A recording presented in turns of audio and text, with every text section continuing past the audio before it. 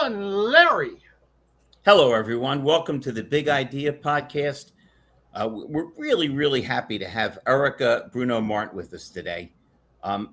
Probably a lot of you already know about her. She's just a terrific person in our industry, does an amazing job, and we're really thrilled she joined us and is joining us. Erica, without further ado, for the few people out there that don't know who you are, can't imagine who they would be, tell everyone who you are, what you do, and again, thank you so much for joining myself and Mr. Larkin and Mr. Silman. Hi, guys. Welcome. Thank you. Glad to have you, Erica. Thank you so much. My name is Erica Bruno, and I am the Senior Director of Key Accounts at Recall Masters. So it's a really fancy title to basically say that I love to help dealers and dealer groups with their particular concerns, either over recall completion rates, service effectiveness, really dialing in on the multiple untapped opportunities within the service drive. So that's really what I do on a 9 to 5. On a 5 to 9, I joke, I am the treasurer of WOCAN, Women of Color Automotive Network, and I mentor a lot of women through there, and I love it. And yeah, I'm a car girl at heart. So I've been in this industry my entire life, and I love it. Erica, before we let you go forward, I've never been smart enough to understand how we don't have more women in this field. They influence 80% of the buying decisions. They buy 60% of the cars, and it's too many guys in proportion to women. And by the way, for anyone that's listening, Bruce Springsteen is a liar. He says he's the boss. The boss is Mrs. Springsteen. To not understand the value of women and the place of women and the importance of women makes no damn sense. Yeah, but I was born in the USA. Go ahead, Erica. Sorry. No, that's a great point. And again, I feel like I'm kind of unique because, my grandfather was raised by a pretty strong woman who at the time was one of the first female entrepreneurs in his little town of Berkeley that co-owns a liquor store with my great grandfather. And so, he saw his mom just like take the reins and be like, no, and had these relationships in these communities. And my grandfather started as a body shop tech and then grew his body shop to then start selling used cars, and then bought the local Chrysler dealer and ended up with about 17 different franchises and employing over 800 people at one point in time. And so he was very much a believer in that, women deserve to be in the dealership. And he whoa. It's not deserve. We need them. Agreed. The way they think and the way they, I tell when I get groups of people, I tell them up front, guys, I'm sorry, but the women are going to be better at this because they listen better and they build rapport better. Yeah. And so my mom was the 7th female Toyota dealer principal in the nation, first female Hyundai dealer on the East Coast. So he really encouraged her to, take over and to lead. And she said that she wanted to do it differently. She wanted her business to be repeats and referrals. So I grew up, seeing my mom in the early 90s, late 2000s, really take on, an industry that always didn't want her. And so from that, there was a period where she was like, you shouldn't do this. And I was like, and I understand where you're coming from, Mom, given some of your experiences. But at the same time, I truly do believe that I can make this industry better, not just for women everywhere, but for everyone. And so that's really a driving force behind my mission is how do I make this industry better for all of us? That's awesome. I've been following what you've been doing, and it's really nice to watch a team of successful women working together and supporting each other, because it was never an easy in. It's always been a good old boys club. And, I look at it, I go back to like Y2K at 2000, and the dealerships were trying to get better, but a lot of them haven't stopped the same thing that they've been doing 25, 26 years ago.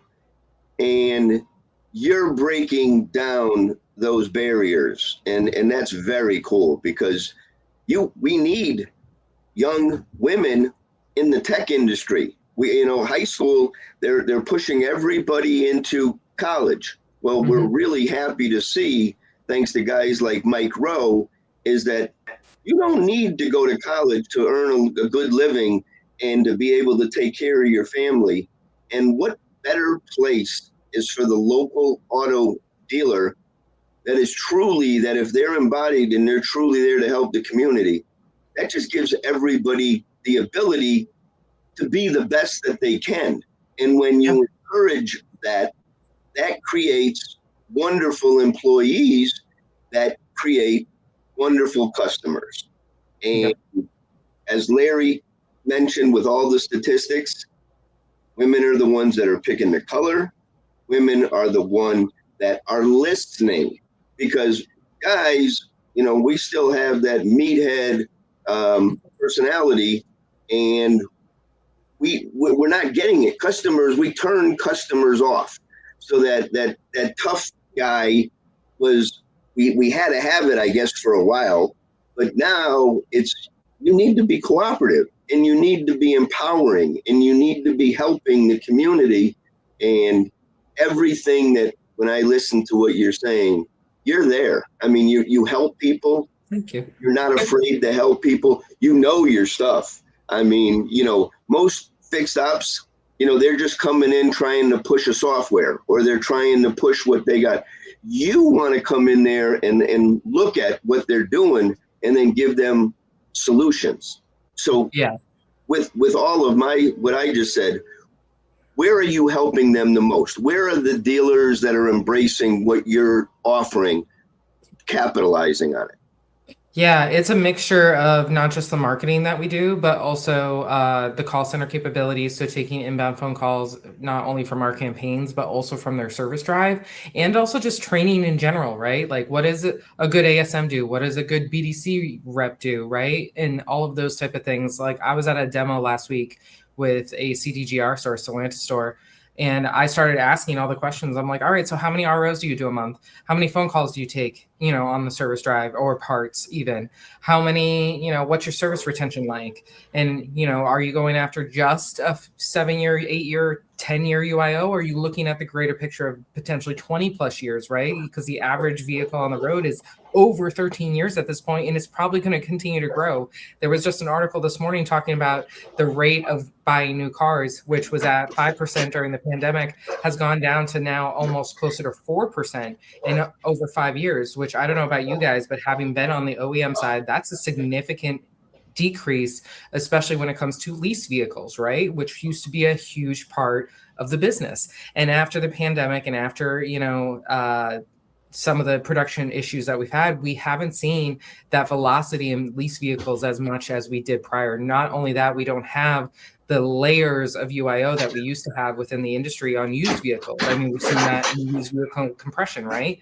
And so it's understanding that this is all cyclical. Like, every single department affects every other department. And the reason I'm asking you those questions is because two things. One, I want to see how are you performing today, but have you thought about it 4, 5, 6 years in the future, right? And that's the part that I like to bring to my dealers is like, not only do I want to try to solve a problem for you today, I want to talk about how are we going to translate this into a year from now, 2 years from now, 3 years from now, because it's not just the people coming through your drive at today or next week's moment. It's how are you going to continue to get those people back, as well as picking up additional people that, again, either never serviced with you or, you know, maybe bought once from you and then kept the car and never came back, right? And so that's the part that I love working with the dealers the most, is to understand their entire customer life cycle. Eric, let me ask you. Oh, go ahead, Gary. Finish your thought. Standard operating procedures, and see, that was the focus in the 60s and 70s, building standard operating procedures so people learn and understand, and then they have their guardrails in case they go off. Mm-hmm. So you're on the money, because I'm trailing right behind you, because I'm talking about the service lane is the new showroom. Mm-hmm. And you've always, so when you've had dealers that you were working with, you were always focused on that. and the OEMs capitalized on the dealers by just putting blinders on the rest of the business and just forcing them to sell their new cars. Mm-hmm. And now that the gold mine is where you've been working. And so the dealers that have had you in those stores have been fortunate to have somebody asking all the right questions, because the district manager from these places, they're just counting numbers. They're not focused on the community. They're not focused on that. You bring the community forefront, which you learned from your grandfather, which he learned how, he knew how to do it. So that's in today's industry, boy, more women in the service lane will build their credibility, their visibility, and they'll have new customers as long as they have their standard operating procedures and they're trained on it and they're worked on it. So that's great. I'm thrilled. I want to see more of what you're doing. And it isn't interesting, Erica, that, you know, the more the things change, the more they stay the same. Dealers that have always focused on fixed operations and used cars have always thrived. Yep. Because if you're strictly based on new cars, you're really at the mercy of the factory. What products did they come up with? What products can they deliver? I never, and I've seen it everywhere. You've seen it everywhere. There's much more of a focus on variable than fixed. Mm-hmm. Although fixed is what you need to sustain variable and a bottom line. It's so funny because when I was a rep, you know, I would get into parts obsolescence. I would get into, you know, what are you stocking and how, and they'd be like, why are you asking me these questions? And I'm like, because I grew up in this, right? Like my grandfather was a tech, was a guy, you know, a fixed ops guy. And he would tell me all the time, like, Erica, service and parts keeps the lights on. Like they're the heart of the dealership. And if you have a heart attack, you know, like then it stops. It really doesn't matter. Anybody could sell a car. He's like, what I loved about sales was the rush of it. What I loved about service was the community of it. And Gary, I loved what you said because, you know, when my grandfather bought the Chrysler store, it was before the OEMs had to approve dealers. And he told me the story a million times. He's like, I loved, you know, I dressed up in my suit with my red tie, very Donald Trump style, if you will. And, you know, I'm meeting my rep for the first time. And he just looks at me and goes, you know, you're really not what we want in a dealer. And my grandfather, again, barely completed 8th grade. And he's thinking, oh, like I didn't go to college, right? Like I'm not a generational dealer, right? He's like, so what else do I need? Like, I got the suit, I've got the building. Like, what else do I need? I'm willing to do whatever. If you have training, if you have this. And he just looks at him and he goes, you're really not our type. You're a little too dark for us. And my grandfather was like, I knew exactly what that meant. That was just the color of my skin. Right. And so I immediately said in my mind, what I always say about everything is I'll show you. And so he instilled that in me. He's like, don't let anyone tell you what you can or cannot do. Always think I'll show you. And honestly, that's been my motto. And majority of my career is like, great, underestimate me. I can't wait to show you what I can do. Isn't it in a grandfather and a grandchild's relationship? Wow. What a bond. What a bond. That's because that's, They watch their children have children, and that's their whole focus. It's what a great story about your grandfather. I mean, and right, and instilling that no, don't say no to me. Say, you tell me no, and I'm going to figure out a way to prove it to you that I'm going to do it. And that's great energy. That's great energy to have. I always teach people, Erica, stop looking at things as roadblocks or obstacles and look at them as challenges. Because we're all wired to say, yeah, you didn't think I could do it, did you? But look what I did. Mike, you started to have a question. Yeah, I just wanted to shout out Jen Breeze. Jen Breza. Jen Breza. See, I knew I'd get it wrong, and thank God you're here for allowing this to happen. So behind the scenes, we'll tell you what it's all about. But I didn't want to ignore our audiences when they post a comment. We have Eddie in service, who's a great guy from Dallas, Texas. Larry can't stop talking about him. Well, but the guy's a gem. The guy's a gem. It's close, Gary. You know, the hand gestures. It was Okay, yeah, I'm not good at that. I could never do those things. right, but Eddie, but yeah, Eddie right, has he usually has exactly. another tech with him or somebody talking about the love, and that's But it is a beautiful. great place to have a career, right? And I think that's the part that for women, like Larry had brought up earlier, like why aren't we in the dealerships? Because I don't think it's pivoted as a career, right? I think it's pivoted as a job.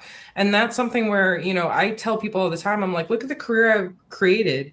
Whether it's, I could go to a dealership tomorrow, I could go to a vendor, I could go to an OEM. It doesn't matter because at the end of the day, it's all about the business and the people. Right, and we had Car Talk Weekly saying, great points, Erica, and Car Talk Weekly saying, nice reminder, Gary, who says old guys don't get it. Thanks, David.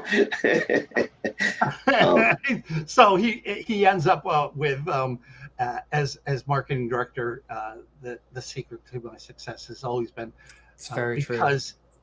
Because focused on fixed, and he's right on cue. And finally, my old guy, he's There's a young Mr. guy. Weed. Who are you kidding, Chris Weed? He's one of my favorites, and Gary's favorites in the industry. Can I just say too, I love old guys, right? Like, so I love, I always hate when people are like, oh, you must hate men. I love men. First off, like I do. Some of my greatest mentors have been men. Some of my greatest protectors have been men, and like, that's the part that I'm like, it doesn't matter if you're a man or a woman. It matters. Do you have the heart for this industry, right? Like, are you willing to put in the work and you have the heart? And that was the one thing my grandfather always told me. He's like, I can teach any process. I can teach anything to someone, but if they don't have the heart to want to do it on their own, I got nothing. And so I always think of that.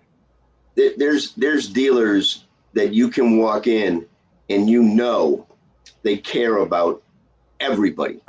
They care about their customers. They care about their employees. They care about the way that their dealership looks and it's presented.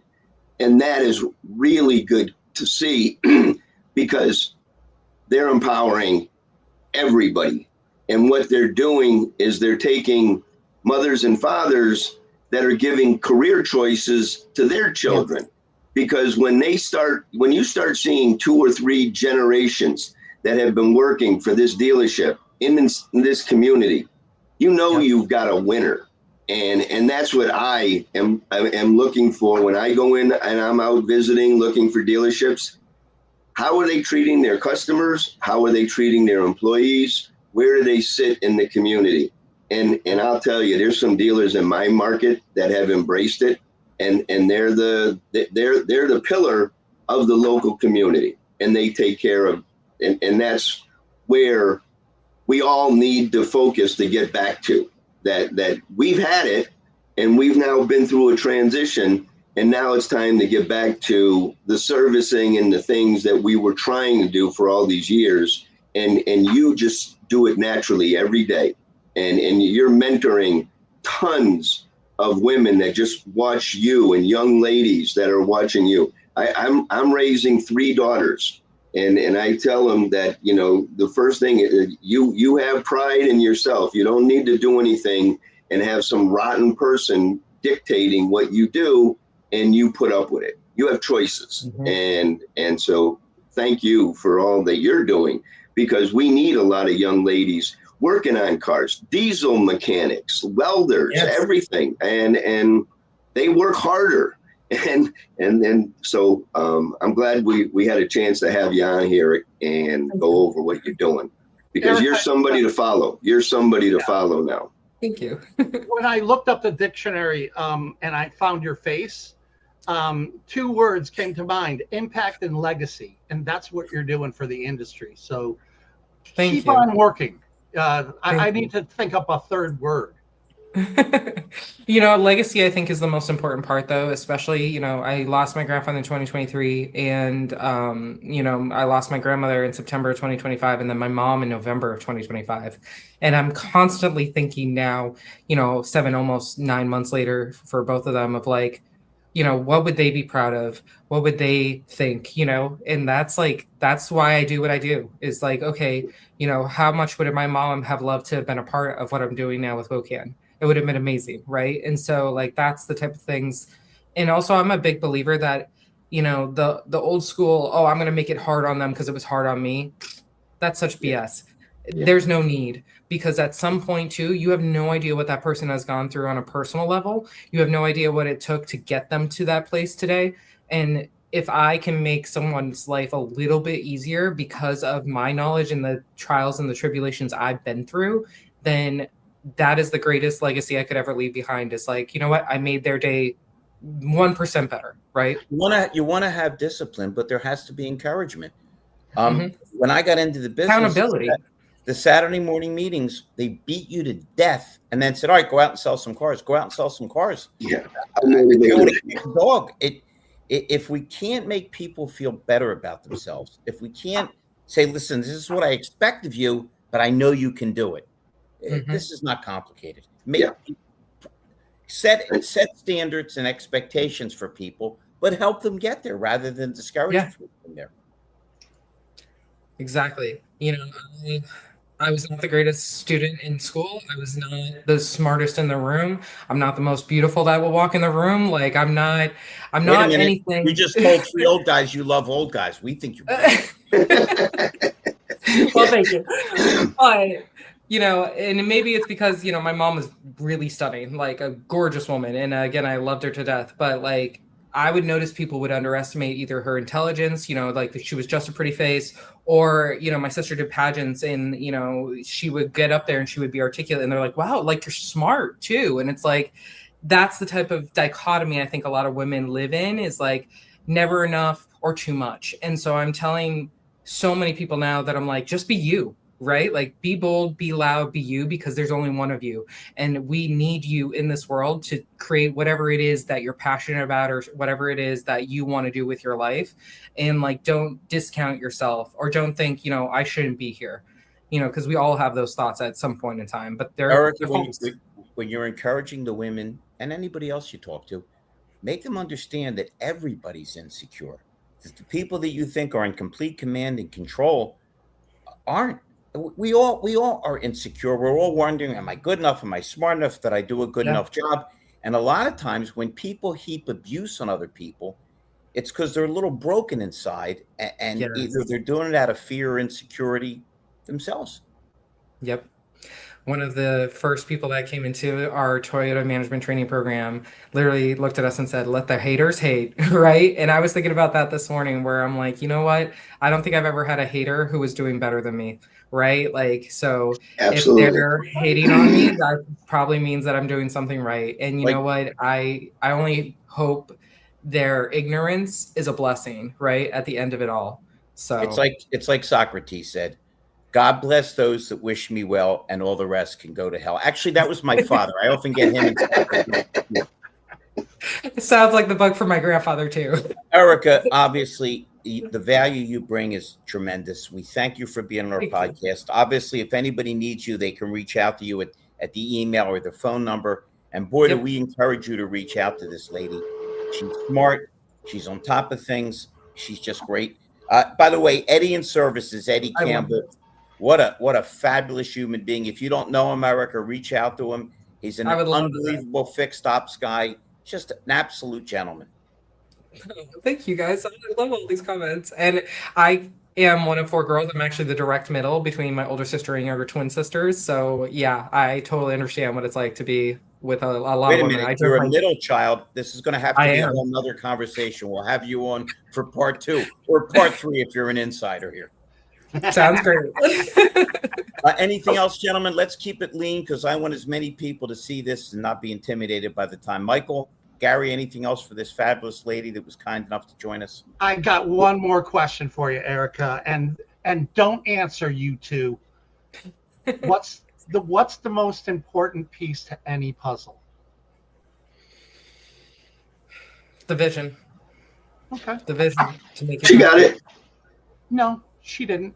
I thought it was the picture on the box. Yes, it's the picture on the box. No, but she would have got the okay from Jeopardy. They would have dinged it and said that was close enough. To close this, Erica loves old guys except Mike Larkin. Erica, thank you so kindly. Thank you. We definitely want to have you back later on, and just keep doing what you're doing for this industry and for women in this industry and for everybody in this industry. We really appreciate you, and thank you so much. One last thought for me is, what a great way to start a week is talking with all this positive. We've got a short week, 4th of July. We've got wonderful things going on. We've got our 250th birthday. We've got the USA men still playing soccer. So everybody enjoy, close out the month strong, get prepared, because July 6th, everybody has a new month to build, and take advantage of it. There's a lot of opportunities out there. Customers are starving for good support. And it was a pleasure having you on today, Erica. Thank you very much for all the information. And we'll share this with many to make sure that they see that no is not an obstacle. No is